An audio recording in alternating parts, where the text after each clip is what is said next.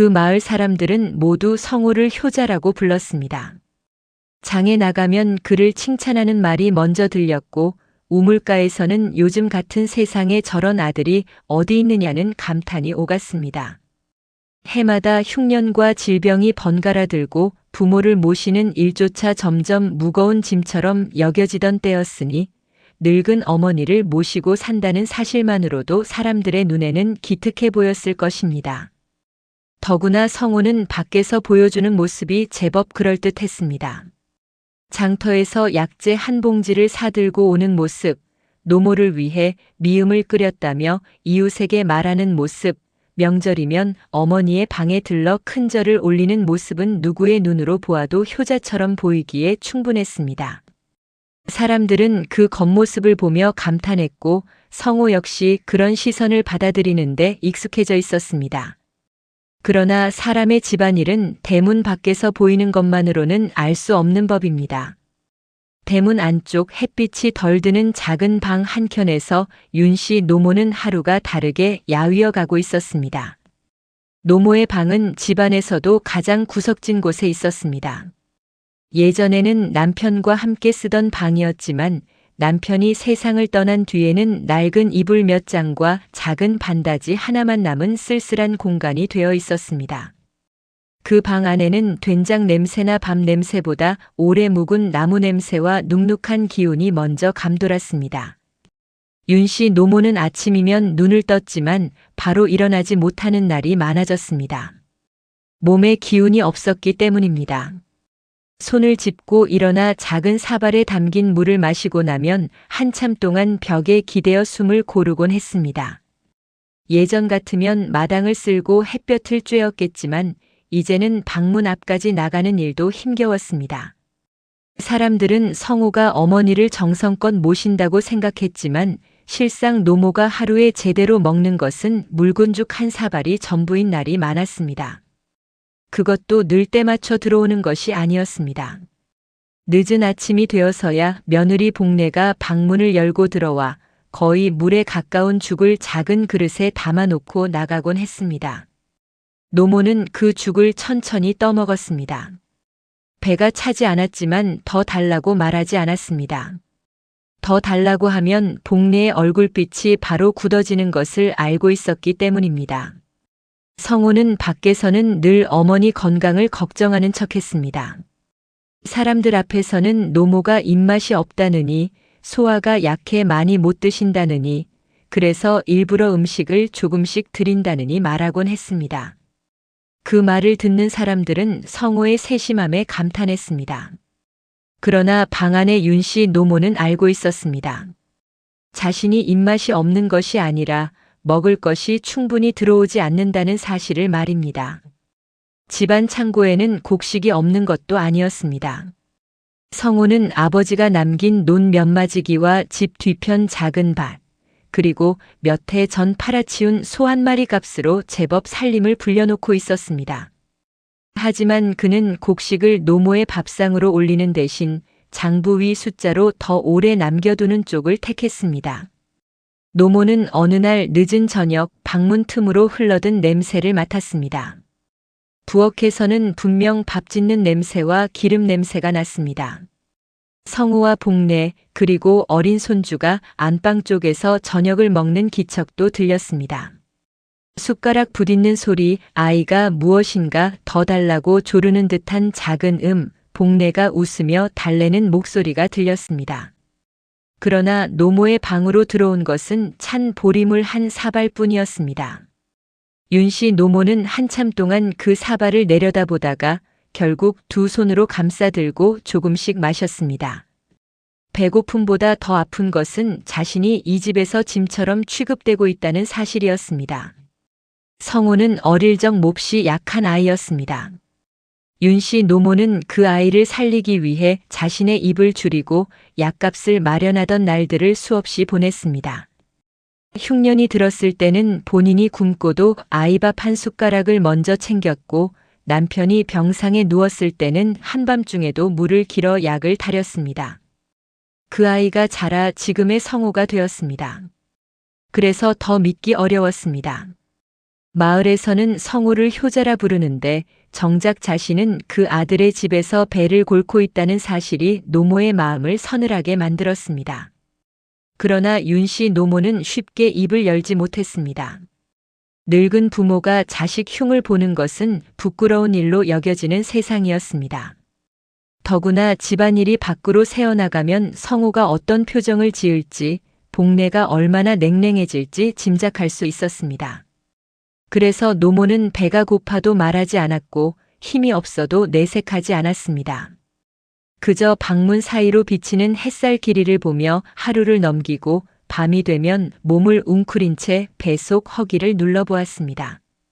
그러던 어느 날 마을 훈장인 박 훈장이 성우를 불러 칭찬했습니다. 요즘처럼 세태가 각박한 때에 어머니를 이렇게 정성껏 모시는 젊은이가 드물다며 고을에 효자 표창을 올려보자는 말까지 꺼냈습니다. 성우는 처음에는 겸손한 척 손사래를 쳤지만 속으로는 그 말을 기다리고 있던 사람처럼 눈빛이 달라졌습니다. 그는 어머니를 위해 한 일이 별것 아니라며 웃었고 사람들은 그 웃음을 더욱 점잖은 효심으로 받아들였습니다. 그날부터 성우는 밖에서 더 자주 어머니 이야기를 꺼냈습니다. 어머니의 건강이 염려되어 약재를 샀다느니, 새 옷감을 구해드렸다느니, 따뜻한 죽을 손수 챙긴다느니 하는 말은 마을 사람들의 칭찬을 불러 모으기에 충분했습니다. 그러나 그날 밤 윤씨 노모의 밥상에는 여전히 묽은 죽 한 사발만 올라왔습니다. 노모는 수저를 들다가 문득 손이 떨리는 것을 느꼈습니다. 눈앞이 잠시 어지러웠고 귀도 먹먹해졌습니다. 몸은 분명 굶주림을 견디지 못하고 있었습니다. 그럼에도 노모는 조용히 죽을 떠먹었습니다. 밖에서 칭찬받는 아들의 체면을 지켜주는 것이 이제는 늙은 어머니에게 남은 마지막 일처럼 느껴졌기 때문입니다. 하지만 세상에는 아주 작은 금 하나가 결국 큰 균열이 되는 때가 있습니다. 그리고 그 균열은 늘 집안에서 가장 먼저 시작됩니다. 윤씨 노모의 이상한 기색을 가장 먼저 알아챈 사람은 이웃에 사는 월매였습니다. 월매는 젊은 나이에 남편을 잃고 혼자 살아가는 중년 과부였는데 집안 형편은 넉넉하지 않아도 남의 사정을 살피는 눈은 따뜻한 사람이었습니다. 월매는 며칠 전 우물가에서 윤씨 노모를 우연히 보았을 때부터 마음이 걸렸습니다. 성우가 늘 어머니를 정성껏 모신다고 떠들고 다니는데 정작 노모의 얼굴빛은 너무 누렇고 몸집은 지나치게 줄어들어 있었기 때문입니다. 어느 아침 월매는 직접 말린 나물과 보리떡 조금을 들고 윤씨 노모의 방을 찾았습니다. 노모는 처음에는 괜찮다며 사양했지만 월매가 억지로 웃으며 손에 쥐어주자 결국 조금씩 먹기 시작했습니다. 그 모습을 보던 월매는 속으로 놀랐습니다. 먹고 싶지 않아 못 먹는 사람이 아니라 정말 배가 고파 참고 있던 사람의 손길이었기 때문입니다. 노모는 그 자리에서 많은 말을 하지는 않았습니다. 하지만 배가 부른 사람은 절대 지을 수 없는 표정이 있듯 오래 굶은 사람만이 보이는 허기 섞인 조심스러움이 있었습니다. 월매는 집으로 돌아오며 이상하다고 생각했습니다. 집안에 성인 남자도 있고 며느리도 있고 손주까지 있는 집에서 어찌 노모가 저토록 야위어 갈 수 있는지 쉽게 이해되지 않았습니다. 반면 마을에서는 성우를 향한 칭찬이 점점 커졌습니다. 박 훈장은 고을 이방에게 성우 이야기를 꺼냈고 이방은 실제로 효자 추천서를 검토해 볼 수 있다고 답했습니다. 그러자 성우는 집 안도 조금씩 꾸미기 시작했습니다. 노모의 방 앞에는 겉보기에 새 것처럼 보이는 작은 병풍을 세워두었고 방문 앞에는 약탕기를 일부러 눈에 띄게 내놓았습니다. 약탕기 안에는 약재 냄새가 거의 남아있지 않았지만 대문 밖에서 들어온 손님이 보기에는 그럴듯한 정성처럼 보였습니다. 복내 역시 남편의 뜻을 잘 따랐습니다. 손님이 오면 노모 방 앞에서 일부러 걱정스러운 표정을 지었고 어머니께 죽을 올려드렸다며 공손한 몸짓을 보였습니다. 그러나 손님이 돌아가고 문이 닫히면 표정은 곧 싸늘하게 식었습니다. 복례는 노모방에 들여보내는 밥과 죽의 양을 철저히 아꼈습니다. 성우는 여러 번 늙은 사람은 많이 먹어봐야 소화도 못 시키고 낭비만 된다고 말했습니다. 복례는 그 말을 그대로 따랐습니다. 실제로 집안 곡식이 모자란 것도 아니었습니다. 복례는 뒤주 열쇠를 늘 허리끈 안쪽에 숨기고 다녔습니다. 노모는 그 열쇠 소리를 들을 때마다 마치 자기 몫의 밥이 작은 쇠붙이 안에 갇혀있는 듯한 기분이 들곤 했습니다. 어느 날 윤씨 노모는 손주가 부엌에서 떡을 먹는 모습을 보았습니다.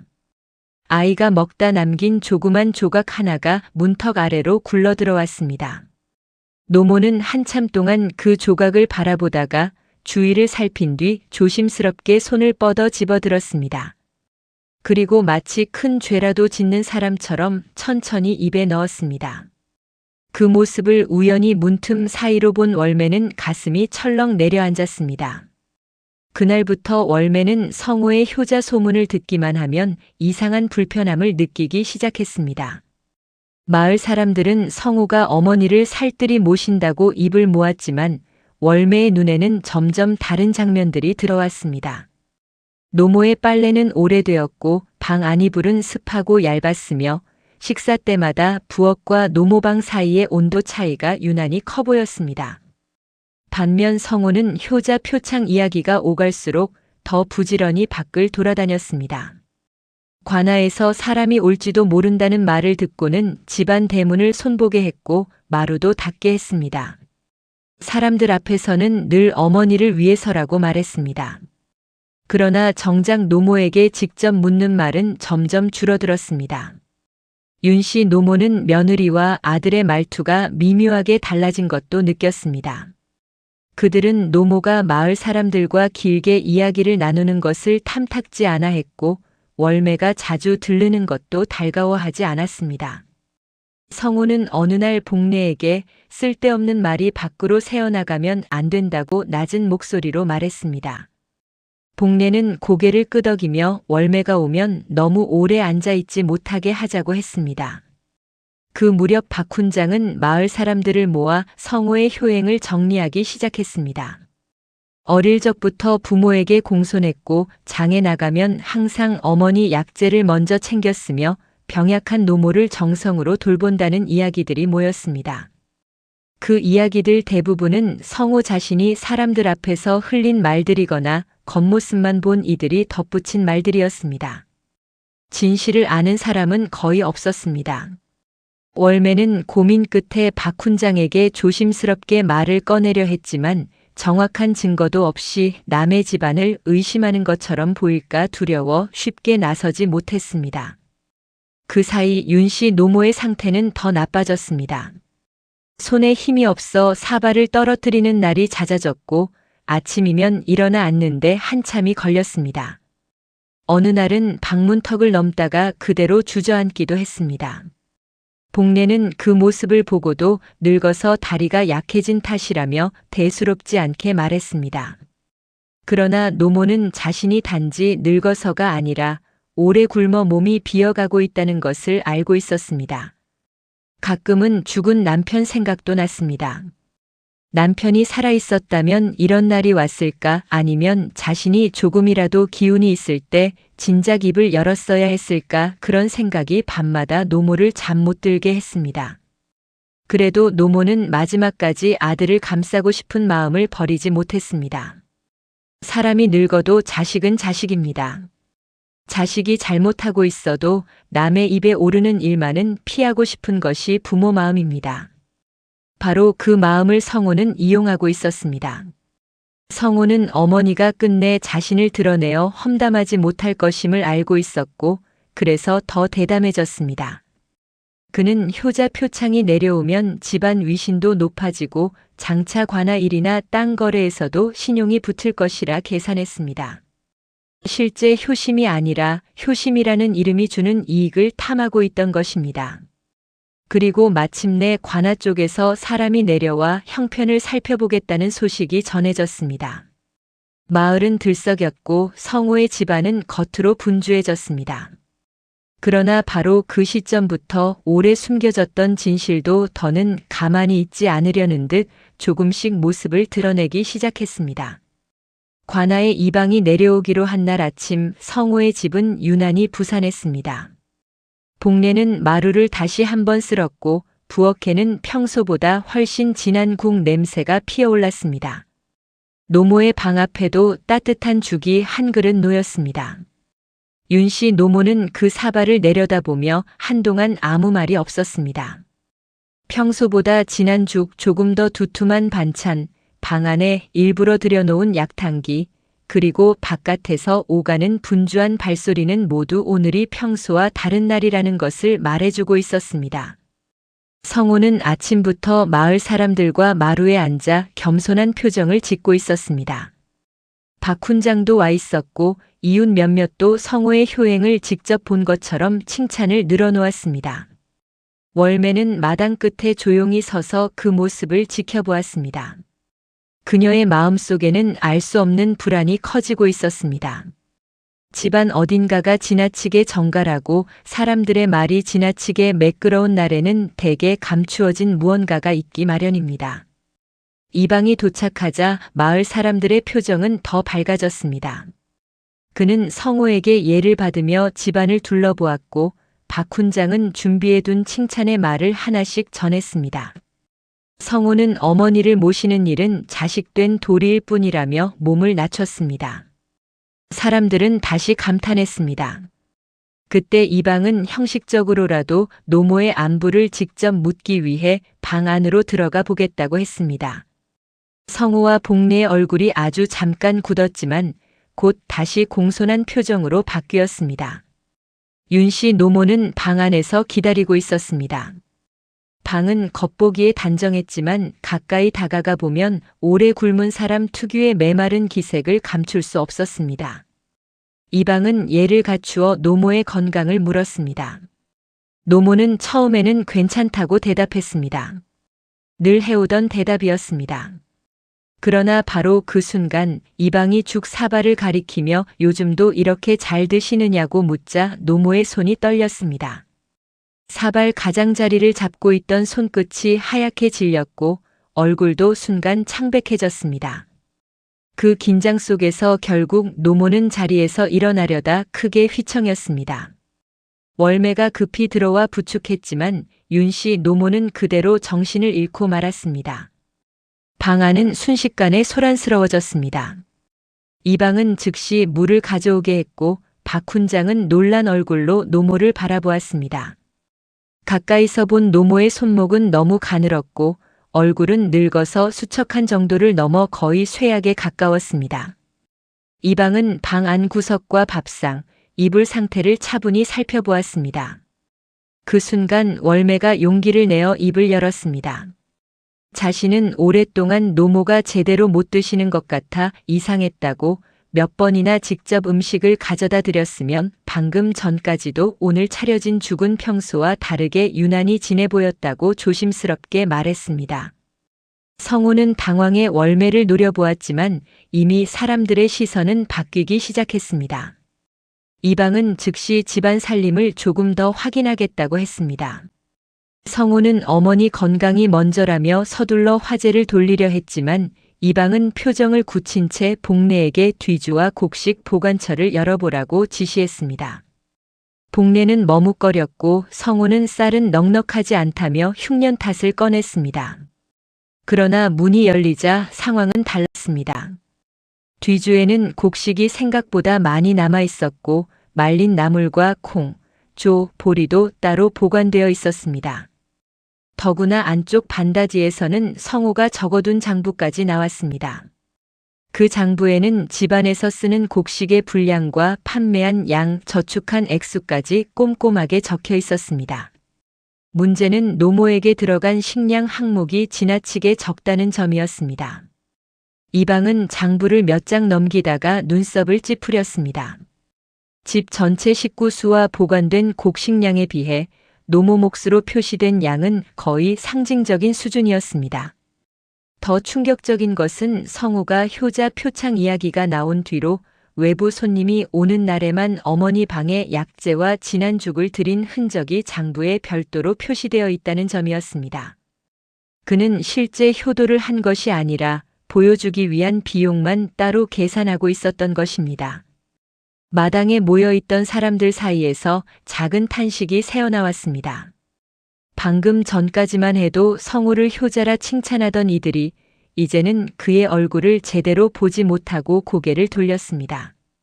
박 훈장은 말문을 잃었습니다. 자신이 앞장서 칭찬하던 사람이 사실은 노모를 굶기고 있었다는 사실이 부끄럽고도 참담했습니다. 성우는 다급하게 변명하기 시작했습니다. 어머니가 원래 입이 짧고 많이 못 드신다느니 소화가 약해서 일부러 적게 드렸을 뿐이라느니 월매가 괜한 오해를 키운다느니 말했지만 말이 이어질수록 더 초라해질 뿐이었습니다. 오래 굶은 사람의 몸은 거짓말을 하지 않습니다.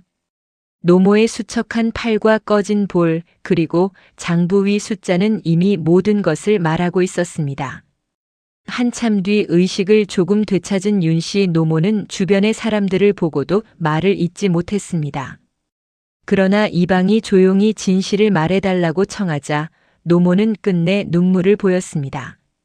노모는 아들이 나쁜 사람이라서가 아니라 욕심이 앞서 마음이 삐뚤어졌다고 말했습니다. 자신이 자식 흉을 보이고 싶지 않아 참고 또 참았지만 이렇게까지 일이 커질 줄은 몰랐다고 했습니다. 그 말은 오히려 사람들의 가슴을 더 아프게 했습니다. 끝까지 자식을 감싸려는 노모의 마음은 진짜 효가 무엇인지를 거꾸로 보여주고 있었습니다. 반면 성우가 보여준 것은 효도의 껍데기뿐이었습니다. 그날의 칭송 자리는 결국 폭로의 자리가 되었습니다. 마을 사람들이 칭찬하던 효자는 사실은 어머니의 밥을 줄여 곡식을 모으고 체면을 불리는 데만 몰두하던 사람이었습니다. 그리고 그 진실이 드러난 순간 성우가 그렇게 공들여 쌓아 올린 평판도 한순간에 무너지기 시작했습니다. 그날 이후 이방은 곧바로 고을 현감에게 이 일을 보고했습니다. 단순히 집안의 불화로 넘길 일이 아니었습니다. 마을의 추천으로 효자 표창까지 논의되던 사람이 실제로는 노모를 굶기고 있었다면 이는 개인의 위선에 그치지 않고 공동체 전체의 판단을 흐리게 한 일이기도 했습니다. 현감은 며칠 뒤 사람을 보내 다시 사실을 확인하게 했고 성우는 관아에 불려나가 조사를 받았습니다. 조사 과정에서 드러난 것은 단순한 인색함만이 아니었습니다. 성우는 아버지가 남긴 논과 곡식, 집안 살림을 장차 더 크게 불리기 위해 노모에게 들어가는 비용을 의도적으로 줄이고 있었습니다. 노모가 오래 사는 것을 축복으로 여기기보다 돌봄의 비용처럼 계산하고 있었던 것입니다. 그는 바깥에서 효자라는 명성을 얻으면 향후 재산 거래나 마을 내 신용에도 이익이 될 것이라 여겼고, 그래서 겉으로만 공손한 모습을 더 열심히 연출해 왔습니다. 현감은 그 사실을 듣고 크게 노했습니다. 부모를 모시는 일은 사람의 근본인데 그 근본을 해치면서 체면만 탐한 것은 중한 그릇됨이라 하였습니다. 성우는 그제야 무릎을 꿇고 잘못을 빌었지만 이미 늦었습니다. 거짓으로 효자를 가장해 마을을 속이고 노모를 학대한 일은 쉽게 넘어갈 수 없었습니다. 현감은 우선 윤씨 노모의 생활을 따로 살피게 했습니다. 노모가 당분간 제대로 된 식사를 할 수 있도록 집안 곡식 일부를 따로 배정하게 했고 관리 감독도 붙였습니다. 또한 성우에게는 일정 기간 마을 공역과 벌을 내렸으며 효자 추천은 즉시 취소되었습니다. 박 훈장은 사람들 앞에서 스스로를 책망했습니다. 눈에 보이는 겉모습과 말만 믿고 사람을 칭찬한 자신의 경솔함을 인정했습니다. 그는 마을 사람들에게 다시는 효를 말로만 판단하지 말고 실제로 부모의 삶이 어떠한지를 살펴야 한다고 당부했습니다. 월매 역시 노모를 돕는 일에 더 자주 나섰습니다. 월매는 아침이면 따뜻한 국을 챙겨오기도 하고 노모의 이불을 햇볕에 말려주기도 했습니다. 사람들은 비로소 알았습니다. 진짜 효는 남들 앞에서 절을 크게 올리는 모습이 아니라 부모가 배고프지 않게 하고 추위에 떨지 않게 하며 외롭지 않게 하는 데 있다는 것을 말입니다. 윤 씨 노모는 서서히 기운을 되찾기 시작했습니다. 처음에는 국 몇 숟가락도 힘겨워했지만 며칠이 지나자 얼굴에 조금씩 혈색이 돌았습니다. 한낮 햇볕이 들 때면 월매의 부축을 받아 마당 끝에 잠시 나와 앉기도 했습니다. 노모는 사람들 앞에서 아들을 지나치게 나쁘게 말하지 않았습니다. 끝내 자식을 품는 마음이 남아 있었기 때문입니다. 하지만 동시에 잘못은 잘못대로 바로잡혀야 한다는 것도 받아들이기 시작했습니다. 자식을 덮어주는 것이 사랑일 수는 있어도 그 덮음이 더 큰 그릇됨을 키운다면 결국 모두를 해친다는 사실을 늦게나마 깨닫게 된 것입니다. 성호는 한동안 사람들 앞에 얼굴을 들지 못했습니다. 장에 나가면 수군거림이 들렸고 우물가를 지나도 시선이 따라붙었습니다. 그는 자신이 잃은 것이 단지 효자 표창이 아님을 알게 되었습니다. 오랫동안 가장 소중한 것처럼 꾸며온 체면과 평판이 무너졌고 무엇보다 스스로도 자신의 얼굴을 바로 보기 어려워졌습니다. 복례 역시 조용히 지냈습니다. 남편의 뜻만 따랐다고 변명할 수도 있었지만 결국 함께 노모를 외면한 책임에서 자유롭지 못했습니다. 시간이 흘러 마을에서는 이 일을 오래 기억하게 되었습니다. 누구나 한 번쯤은 말했습니다. 겉으로 보이는 효도만 믿어서는 안 된다고. 부모를 향한 진짜 마음은 문 밖에서 들리는 칭찬이 아니라 문 안에서 차려지는 밥상에 드러난다고. 박 훈장은 아이들을 가르칠 때마다 이 이야기를 들려주었습니다. 효란 부모 앞에서 공손한 표정을 짓는 것이 아니라 부모의 굶주림과 외로움을 먼저 알아채는 것이라 말했습니다. 노모의 방에 제때 들어가는 한 그릇의 밥, 병든 몸을 덮는 따뜻한 이불, 심심하지 않게 건네는 짧은 말 한마디가 진짜 효의 시작이라고 덧붙였습니다.